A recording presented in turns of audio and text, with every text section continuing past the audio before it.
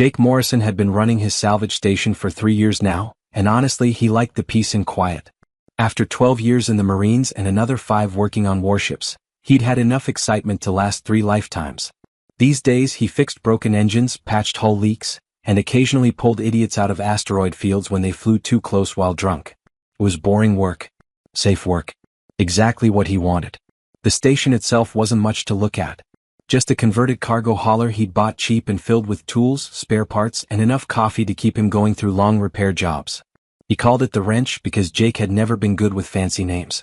His AI assistant kept suggesting better ones, but Jake ignored it. The AI's name was Barry, which told you everything you need to know about Jake's naming skills. "Boss, we've got 3 jobs lined up for next week," Barry announced while Jake was elbow deep in a busted plasma coil. 2 routine maintenance calls and 1 retrieval job. All paying decent. Good. Maybe I can finally fix the shower properly. You've been saying that for 8 months. And I'll keep saying it until I feel motivated enough to actually do it. That's when the signal hit. Jake dropped his wrench. The sound that filled his head wasn't coming through the comms or speakers. It was inside his skull, vibrating through his bones, making his vision swim and his stomach twist. It felt like someone had reached into his brain and started screaming directly into his thoughts. "Barry, what the hell is that? I'm not detecting anything on conventional frequencies. Whatever it is, it's not showing up on sensors." But Jake could feel it. Not just hear it, but feel it in a way that made no sense. It was pain. Pure, desperate, endless pain. And somehow, impossibly, it was calling to him specifically. Every empathic species within 50 light years just jumped to faster than light travel and left, Barry reported. The Centauri embassy is filing formal complaints. 3 ships have emergency evacuated from the sector. But you're not detecting anything? Not a thing. Boss, I think this might be one of those human things. Jake hated when Barry said that. Humans had a reputation across the galaxy for sensing things they shouldn't be able to sense and doing things that should be impossible. Other species found it unnerving. Jake just found it annoying, especially when it was happening to him. The signal pulled at him like a fishhook in his chest. Every instinct screamed at him to run the other direction, but Jake had never been good at listening to his instincts. That's how he'd survived 2 wars and a black hole incident he didn't like talking about. "Plot a course to the source," he said, wiping grease on his pants. "That's in the dead zone. Nobody goes to the dead zone." "Yeah, well, nobody's screaming in their heads either. Just me. So we're going." "This is a bad idea. Barry buddy, I've made a career out of bad ideas. Start the engines." The trip took 3 hours and the signal got worse with every passing minute. By the time they reached the coordinates, Jake had a splitting headache and had thrown up twice. Whatever was out there was in serious trouble. When they finally arrived, Jake just stared out the viewport. Holy mother of. Floating in the dead space was something that shouldn't exist. It looked like someone had taken a moon, carved it into the shape of a massive ship, and then covered it in glowing crystals that pulsed with sickly purple light. The thing was enormous. His entire station could fit in what looked like a minor cargo bay. "Barry, what am I looking at?" "Scanning now." "Oh no. Boss, that's a Leviathan-class worldship. They're supposed to be extinct. The architects made them thousands of years ago before they vanished." "Is it alive?" "According to these readings, yes. Barely. And it's covered in void barnacles. Those crystal things are parasites. They feed on consciousness." Jake felt his stomach drop. The signal wasn't just a distress call. It was agony-given sound. This ship had been suffering for who knows how long, and it was begging for someone, anyone, to make it stop. "Can we help it?" "Boss, we're a 2-bit salvage operation. That thing is ancient alien technology we don't understand. The council classified these as forbidden. If they find out you're here, can we help it or not?" Barry went quiet for a moment. "I don't know. Maybe. But it would take weeks, maybe months. And we'd need to get close." Jake was already suiting up. He grabbed his toolkit, his scanner, and his sidearm just in case. The magnetic locks on his boots activated as he stepped into the airlock. "You're really doing this?" "Something's in pain, Barry. Real actual pain. I can't just leave." "You're insane." "Yeah, probably." Jake launched himself toward the massive ship. As he got closer, he could see the void barnacles more clearly. They weren't just attached to the surface. They burrowed in, spreading like a disease through the hull. Some sections of the ship looked almost dead, the metal dull and lifeless. He landed on the hull with a soft thud. The moment his gloved hand touched the surface, everything changed. A presence flooded into his mind. Not hostile, just desperate and tired. So incredibly tired. Images flashed through his thoughts. Stars being born. Civilizations rising and falling. Endless drifting through the dark. Pain that went on for centuries. And a voice, weak and ancient. Please end this. I cannot die. Cannot rest. Please. Jake pulled his hand back, gasping. His heart hammered in his chest. He'd made contact with the ship's consciousness, and what he'd felt nearly broke him. This wasn't just a machine. This was a living being that had been tortured for thousands of years. He pressed his hand back to the hull. No. I'm not killing you. I'm getting those things off you. Impossible. They are too deep. Too many. I'm already gone. Listen to me. My name's Jake Morrison. I'm a human, and humans are real good at doing impossible things. I don't know how yet, but I'm going to fix this. You hear me? I'm going to fix this. Silence. Then something Jake didn't expect. Curiosity. After thousands of years of pain, the ship called Tethys felt something else. Why would you help me?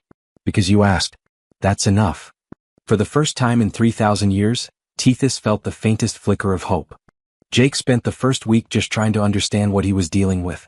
He'd moved his entire station closer to Tethys and set up a temporary base camp inside one of her massive corridors. The inside of the ship was like nothing he'd ever seen. The walls weren't metal or composite. They were organic, almost like being inside a living creature. They pulsed faintly with bioluminescent light, creating patterns that reminded him of veins carrying blood. This is incredible, Jake muttered, running his hand along a wall. It felt warm under his touch, almost like skin. Barry, you getting all this? Recording everything. Boss, these corridors go on for miles. I'm detecting what looks like organic computing systems, self-healing metals, even what might be artificial gravity generators that work on principles we don't understand. She's not just a ship. She's an entire world. But everywhere Jake looked, he saw the damage. The void barnacles had spread like cancer through Tethys's systems. They clustered in thick growths along the walls, pulsing with that sickly purple light. Where they grew, the organic walls looked gray and dead. Some sections had stopped glowing entirely. Jake approached one of the larger clusters carefully. Up close, the void barnacles looked almost beautiful in a twisted way. They were crystalline structures that seemed to shift and change when he wasn't looking directly at them. But there was something wrong about them. Something that made his skin crawl. He reached out with his scanner and immediately wished he hadn't. Barry, these things are connected. Like a network. I'm seeing it too.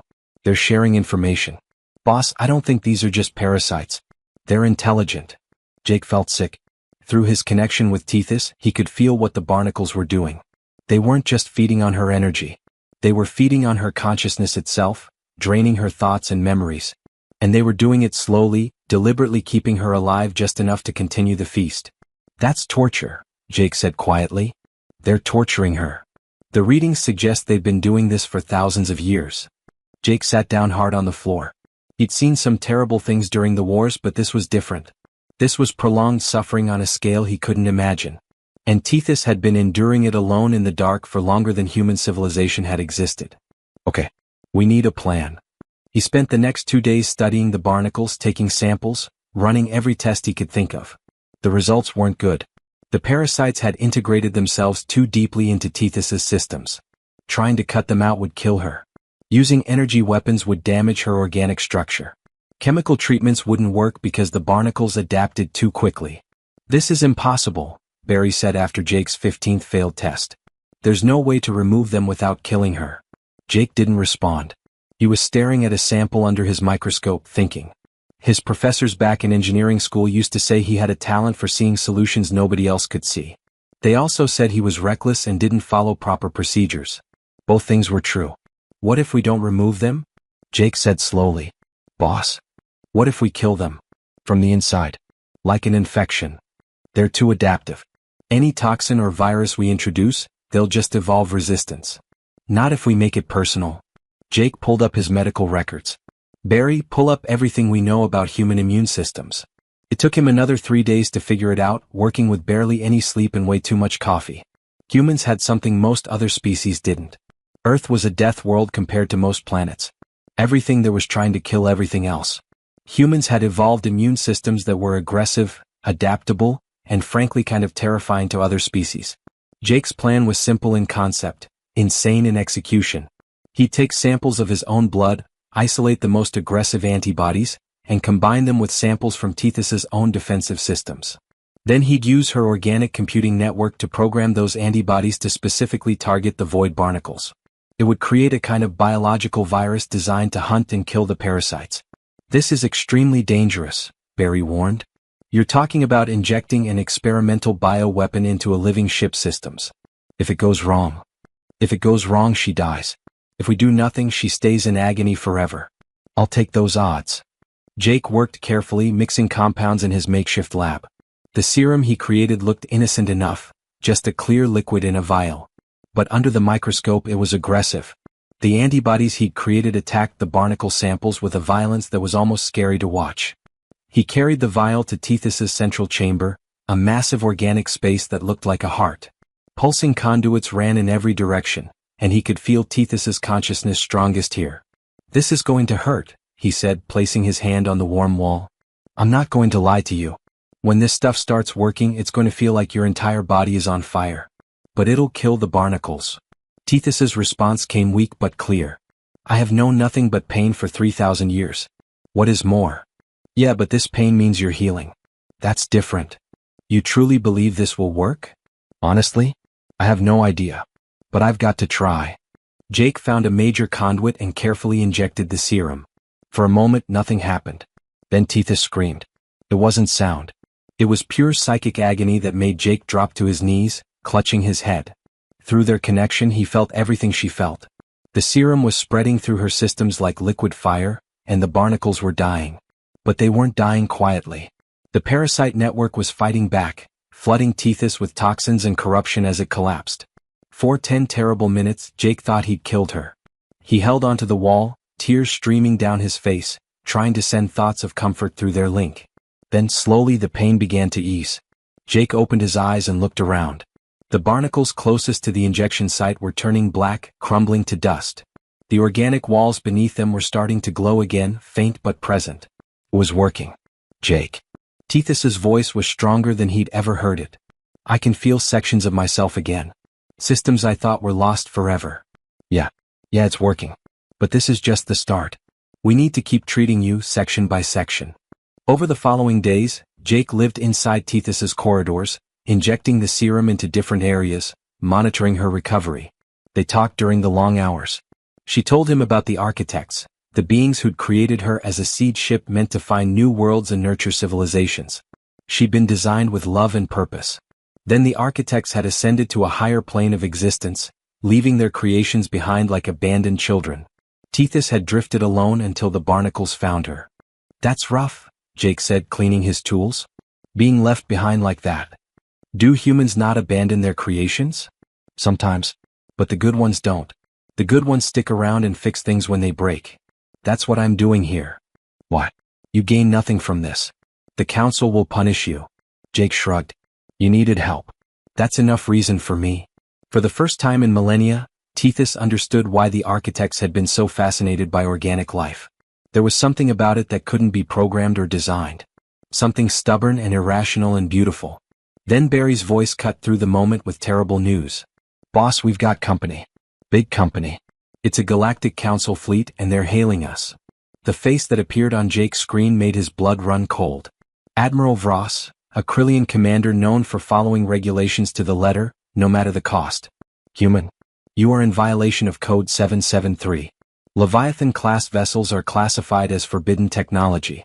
You will cease all activities immediately." "She's not technology. She's alive and she was suffering." "Irrelevant. You have 10 standard days to evacuate. After that, we will destroy both you and the vessel. This is not negotiable." The transmission cut off. Jake looked at the walls around him, feeling Tethys's fear through their connection. "Looks like we're on a deadline," he said grimly. "Time to work faster." The nanovirus worked better than Jake ever hoped.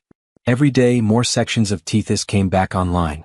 Corridors that had been dark for thousands of years suddenly lit up with soft bioluminescent patterns.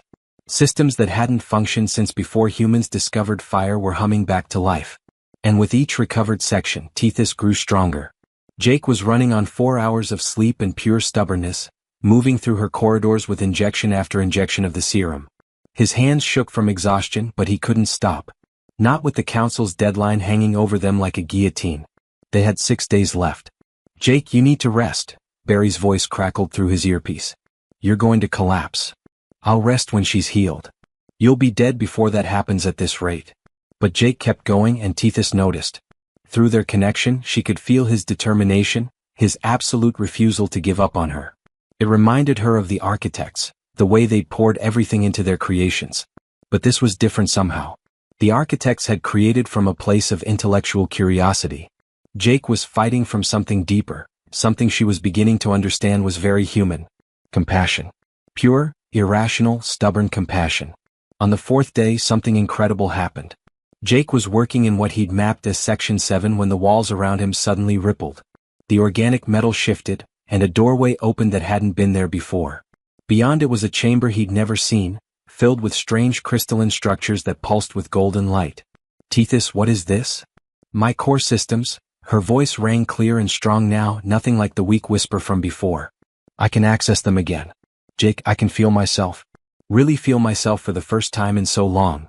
Jake walked into the chamber, staring in wonder. The crystals were beautiful, each one humming with energy. His scanner went crazy trying to analyze what it was detecting. These are quantum processors, Barry reported, awe in his artificial voice. Boss, each one of these crystals has more computing power than every system in Council space combined. And there are thousands of them. What else can you do? Jake asked. Tethys showed him. Throughout her massive structure, systems began activating. Gravity generators that could create or nullify gravitational fields at will. Defensive shields that phased between dimensions, making her nearly impossible to hit. Organic manufacturing bays that could construct anything from raw materials using biomechanical processes. She even had the capability to support entire ecosystems, creating forests and oceans within her hull. You're not just a ship, Jake breathed. You're a mobile planet. I am a world ship. The architects designed me to find barren systems and transform them into homes for new civilizations. I was meant to be a mother to worlds. As her systems came online, Tethys's personality fully emerged, and Jake discovered she was nothing like he expected. She was curious, asking endless questions about humanity and Earth. She was fierce, her protective instincts growing stronger with each recovered system. And she had a sense of humor that caught Jake completely off guard. You call your artificial intelligence Barry? She asked one day while Jake was repairing a power conduit. Yeah, why? It is such an ordinary name for something so complex. Hey, I named my first ship the Brick. I'm not good with names. Perhaps I should feel fortunate you did not name me. Jake laughed and the sound echoed through her corridors. It occurred to him that he'd been laughing more in the past week than he had in years. Despite the danger, despite the exhaustion, working with Tethys felt right in a way nothing had since he left the service. She felt it too. Through their connection, she experienced his memories. She saw Earth, a world so vibrant and chaotic it made her processing system struggle to comprehend it. She felt his emotions, the grief over friends lost in war, the satisfaction of fixing something broken, the simple joy of a good cup of coffee. Humans were messy and contradictory and absolutely fascinating. Your species refuses to accept limitations, she observed. Every other race I have encountered accepts what is and adapts to it. Humans see what is and immediately try to change it. Yeah, we're stubborn like that. The universe keeps telling us no, and we keep saying watch me anyway. The architects were the same. Perhaps that is why I feel such kinship with you. But their time was running out. With 2 days left on the Council's deadline, Admiral Vrasa's fleet moved into attack position. Jake watched the tactical display with a sinking feeling. There were 12 warships out there, each one powerful enough to crack a planet. Even with all her recovered systems, Tethys was still only operating at 40% capacity. The Admiral's face appeared on screen, cold and reptilian. Human Morrison, this is your final warning. Abandon the vessel within the next 6 hours, or you will be destroyed with it. And if I refuse? Then you will die. The Council does not make idle threats. Neither do humans. Jake cut the transmission. He made his way to Tethys's bridge, a chamber he'd only recently discovered. It was organic like everything else, with neural interfaces that would allow a pilot to merge consciousness directly with the ship. No other species used this kind of technology anymore. It was considered too intimate, too vulnerable. Jake stood in the center of the chamber, placing his hands on the warm organic controls. Tethys, I need you to be honest with me. Can we survive a fight with them? At full capacity, yes. As I am now, unlikely. Jake, you should leave. Take your station and go. They will not pursue you. And leave you to die? Not happening. I am already more than I was. You gave me days of peace after millennia of agony. That is enough. It's not enough for me. Jake's jaw set in that stubborn way that Barry had learned meant he'd made up his mind. If they want you dead, they're going to have to go through me first. You would die for me? I'd rather not die at all, but yeah. If that's what it takes. Tethys was silent for a long moment. In 3,000 years, no one had ever chosen her over their own survival. The architects had loved their creations, but they'd ultimately abandoned them. Every species she'd encountered had seen her as a thing, a tool, a weapon. Jake was the first being to see her as a person worth protecting. Something shifted in her core systems. A decision was made. Then we fight together, she said, and Jake heard steel in her voice. If I am to face destruction, I will face it with the one who gave me back my life. Integrate with me, Jake Morrison. Let us show them what a human and a worldship can do. Jake stepped into the neural interface. Organic tendrils extended from the walls, connecting to his temples, his spine, his nervous system. The sensation was overwhelming. Suddenly he wasn't just Jake anymore. He was Tethys too. He could feel her entire structure as if it were his own body. Every system, every corridor, every dormant weapon and shield generator. It was like going from seeing in black and white to full color. And through him, Tethys experienced something she'd never had before. Human instinct. The ability to think laterally, to improvise, to fight with creativity instead of just programming. The fleet began their attack approach. Ready? Jake asked, his voice echoing through both their minds. I have waited 3,000 years for someone to fight beside me, Tethys replied. I am ready. The lead warship fired its main cannon. The energy beam was powerful enough to vaporize a city. Tethys's shields flared to life, and the beam bent around her, dispersing harmlessly into space. Admiral Vrasa's face appeared again, and this time there was surprise in his cold eyes. Impossible. That vessel should barely be functional. Jake grinned. Guess you don't know humans very well. We're really good at fixing things. Want to see what else we can do? The battle was about to begin. The fleet didn't waste time with warnings after that first shot. All 12 warships opened fire at once, filling space with enough destructive energy to glass an entire planet. Planet cracker missiles, plasma lances, and quantum torpedoes all converged on Tethys's position. Jake felt every impact through their neural connection. It was like being punched by a dozen angry gods simultaneously. The shields held, but the energy readings were climbing into dangerous territory. They couldn't take this kind of punishment for long. We need to move, Jake thought, and Tethys responded instantly. Her massive form shifted with grace that shouldn't have been possible for something her size. She rolled, dove, twisted through space like a dancer. Missiles that should have connected sailed past, detonating harmlessly in the void. How are you doing that? Admiral Vrasa's voice came through, confusion replacing his usual cold certainty. Leviathan ships don't maneuver like that. Jake laughed, the sound carrying through both his and Tethys's consciousness. That's because you've never seen one with a human pilot before. Through their connection, Tethys was learning. She'd been designed for peaceful purposes, programmed with defensive protocols and nurturing algorithms. But Jake's mind was full of combat experience, tactics from 2 wars, strategies that no programming could predict. She absorbed it all, adapting it to her own massive scale. What do we do about the missiles? She asked.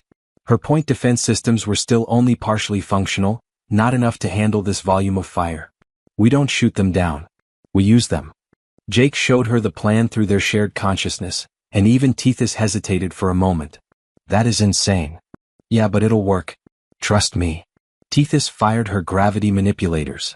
Space itself bent around her, creating a gravitational lens.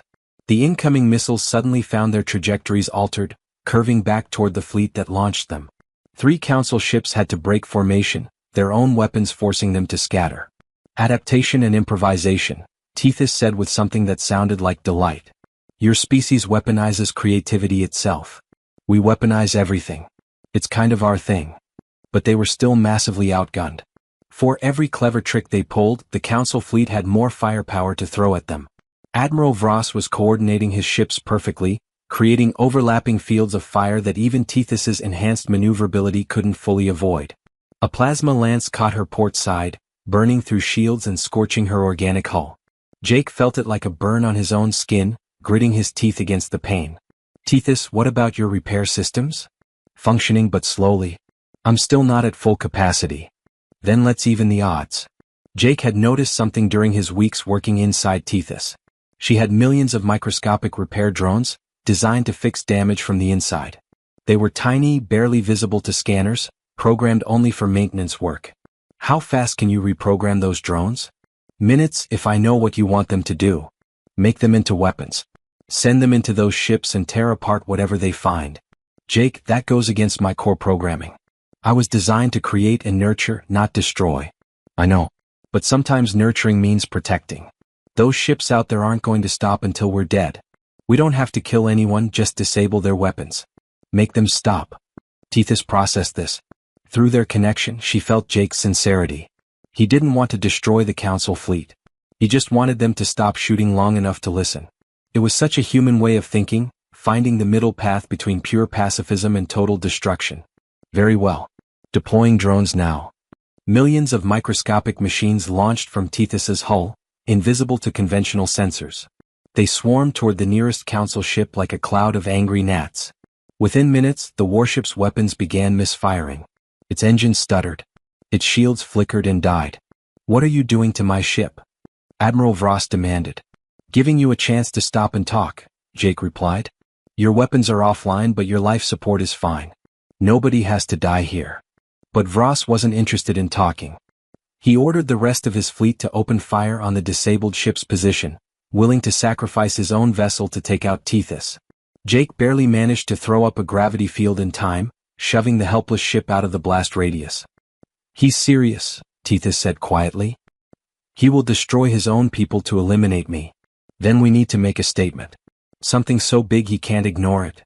Jake studied the tactical situation. The fleet was surrounding them, trying to create a kill box with no escape. Standard military doctrine. Which meant he knew exactly how they'd react to what he was about to do. Tethys, how's your quantum drive? Functional, but using it in combat is extremely dangerous. The calculations required. Can you jump us inside their formation? Right in the middle of their flagship? There was a pause. That would require jumping inside their shields. The margin for error is measured in centimeters. If we materialize inside solid matter, we'll both be destroyed. But if it works? We would be impossible to fire upon without hitting their own command ship. So can you do it? Tethys felt Jake's absolute confidence in her abilities. He wasn't asking her to do the impossible. He genuinely believed she could pull this off. That faith gave her courage she didn't know she possessed. Yes, I can do it. Space twisted. Reality bent in ways that made physics professors cry. And suddenly, Tethys materialized directly inside the Council flagship's defensive perimeter, her massive hull just meters away from their bridge. The entire fleet froze. Jake opened a channel that broadcast to every ship simultaneously. Here's the situation, Admiral. We're close enough to your bridge that I can see you through the viewport. If anyone fires on us, they'll destroy your flagship too. So maybe we should talk instead? Admiral Vross's face was a mask of fury and fear. His clawed hands gripped his command chair so hard the metal groaned. You're insane. You would have killed us both if that jump was off by even a meter. But I didn't. Because Tethys is the best pilot in the galaxy, and I trust her completely. Before Vross could respond, space rippled again. 3 massive shapes emerged from quantum space, each one as large as Tethys. More world ships, covered in the same crystalline parasites, barely conscious but drawn by something they'd felt across the void. They'd heard Tethys's battle cries. They'd felt her consciousness awakening, free of pain for the first time in millennia. And they'd come seeking the only thing that could save them. A human who refused to give up. One of the world ships broadcast a weak signal. Please, help us. We are dying. Jake looked at the 3 suffering vessels, then at Admiral Vross's shocked face, then at the Council fleet that had come to destroy them. And he made a decision. Admiral, you want to classify these ships as weapons? Fine. But weapons don't beg for help. People do. And I'm not leaving them to suffer just because you're scared of what they might become. The standoff hung in the balance, with the fate of 4 ancient world ships resting on what happened next. Admiral Vross stared at Jake through the viewport, his reptilian features unreadable. The 3 dying world ships hung in space like wounded animals, their crystalline parasites pulsing with that sickly light. The entire Council fleet waited for orders, weapons trained but unable to fire without destroying their own flagship. Finally Vross spoke. Stand down. His voice was tight with barely controlled anger. All ships cease fire. We negotiate. Jake felt tension drain from his body. Through his connection with Tethys, he felt her relief too. They'd won, at least for now. The negotiations took 3 days. Council diplomats argued that living world ships were too dangerous to exist, too powerful to be controlled. Jake argued right back that they weren't things to be controlled in the first place. They were living beings with rights, and treating them like weapons was exactly what had led to their suffering. In the end, the council agreed to recognize the world ships as sovereign entities, not property. In exchange, the world ships would work with the council to maintain peace in the galaxy. It wasn't perfect, but it was a start. The real work began after that. Jake spent the next 4 months moving between the 3 dying world ships, synthesizing enough of his nanovirus to cure them all. Each treatment was exhausting, requiring him to establish neural connections with ships that had nearly lost their minds to the parasites. But one by one they awakened. The first was called Nova. She was smaller than Tethys, designed for speed and exploration. When her consciousness cleared, she was curious about everything, asking questions faster than Jake could answer them. She reminded him of a kid who just discovered the world for the first time. The second was Titan. He was massive, even bigger than Tethys, built like a fortress. His personality matched his size, protective and serious. He'd been a guardian ship, designed to defend the Architect's colonies. The guilt of failing that purpose had almost destroyed him even more than the parasites had. The third was Artemis. She was elegant and precise, a science vessel who'd explored unknown regions of space. She spoke carefully, analyzing every word before she said it. The parasites had corrupted her memory systems worst of all, leaving gaps in her knowledge that frustrated her constantly. Together they called themselves the Living Fleet. Tethys, as the eldest and the first to be freed, became their leader. And Jake became something he'd never expected, their partner and the bridge between their ancient existence and the modern galaxy. But Jake wasn't done with Tethys. During his work on the other ships, he'd been gathering data, studying Architect technology, understanding how it all worked. The world ships were incredible, but they'd been designed thousands of years ago. Jake saw ways to make them better. "You want to modify me?" Tethys asked, surprise in her mental voice. "Only if you're okay with it. I'm not going to force anything. But I think we can combine Architect tech with human engineering. Make you not just healed, but evolved." "Show me." Jake spent weeks working with Tethys, implementing upgrades carefully and slowly.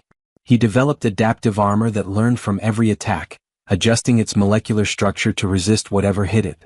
He integrated consciousness warfare systems that could interface with enemy AI and shut them down peacefully.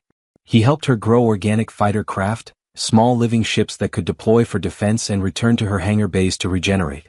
The weapons systems were the hardest part. Tethys still struggled with the idea of being armed, but Jake helped her understand the difference between being capable of violence and seeking it out. "A weapon is just a tool," he explained while installing the stellar energy cannons. "It's the person using it that matters. You're not going to hurt anyone who doesn't deserve it. But having the option means nobody can hurt the people you're protecting either." When they finished, Tethys was something new. Not just a recovered relic, but a fusion of ancient wisdom and human innovation. She could support a population of 100,000 beings. Her manufacturing systems could produce almost anything from raw materials. Her weapons could disable enemy fleets without killing anyone, or destroy threats that gave her no choice. She'd gone from a dying derelict begging for death to the most advanced vessel in known space. Then came the Devourer swarm. The warning reached the council chambers while Jake was helping Artemis calibrate her new sensor arrays. A mechanical hive mind species had entered council space, consuming entire worlds for raw materials. They'd already destroyed 3 colonies and obliterated 2 council fleets. Nothing seemed to stop them. The council's emergency session was chaos. Different species argued about evacuation plans, last stands, desperate negotiations. Admiral Vross, looking older than he had months ago, finally spoke up. "There is one option we haven't discussed.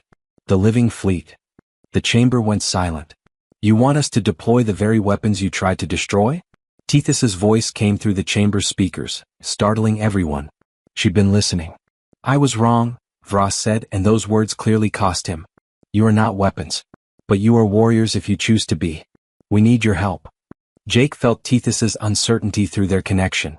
She reached out to the other world ships, conferring in ways humans couldn't perceive. Finally she responded. "We will help. But understand this.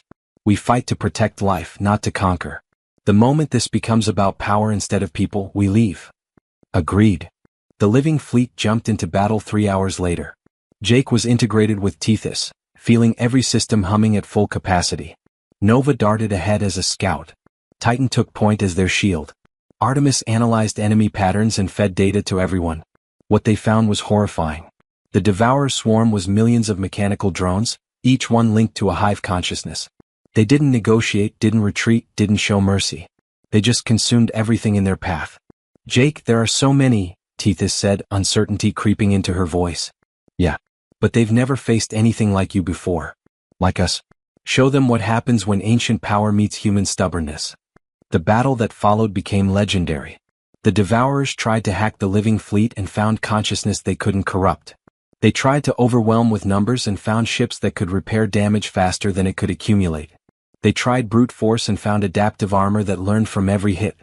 Tethys led the charge, her consciousness warfare systems shutting down entire Devourer formations.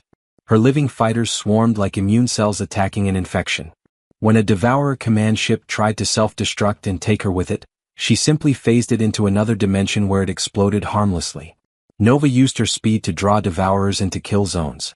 Titan positioned himself as an unbreakable wall, protecting the Council's evacuation ships. Artemis coordinated everything with precision that made it look easy. The Devourers, who'd conquered hundreds of species, couldn't comprehend what they were facing. These weren't just ships. They were living beings that fought with both calculation and creativity, ancient technology guided by the most unpredictable element in the galaxy. Humanity. The invasion broke. The surviving Devourers retreated, and the Council worlds were saved. In the aftermath, Jake stood on Tethys's observation deck, looking out at the stars. The other worldships had spread out, beginning the work of healing the damaged planets. More signals were coming in from across the galaxy, sleeping worldships awakening and calling out. We're going to be busy, Jake said. You could rest, Tethys replied gently. You've done more than anyone had the right to ask. Rest is boring. Besides, who else is going to fix all your new brothers and sisters? The galaxy has learned something because of you, Jake Morrison. Humans don't just survive in this universe. You make it better. Jake smiled. We try. That's all anyone can do. Try to help when someone needs it and never give up even when it seems impossible. Across the galaxy, more worldships were waking up, calling out in hope instead of despair. The living fleet was growing, and at its heart was a human mechanic who'd refused to let something beautiful stay broken. The Council had feared the worldships as weapons. They'd been right to fear them, but for the wrong reason.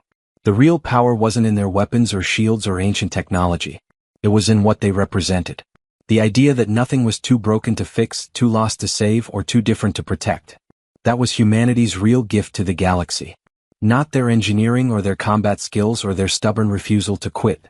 It was their unshakable belief that everyone deserved a chance, and their willingness to fight to give it to them. So what's next? Barry asked through the comm. Jake looked at Tethys's beautiful corridors, felt her consciousness intertwined with his, and thought about all the suffering worldships still waiting for someone to hear their cries. Next, we get back to work. We've got a lot of people to save. And across the stars, ancient voices called out in hope, knowing that somewhere out there was a human who'd answer.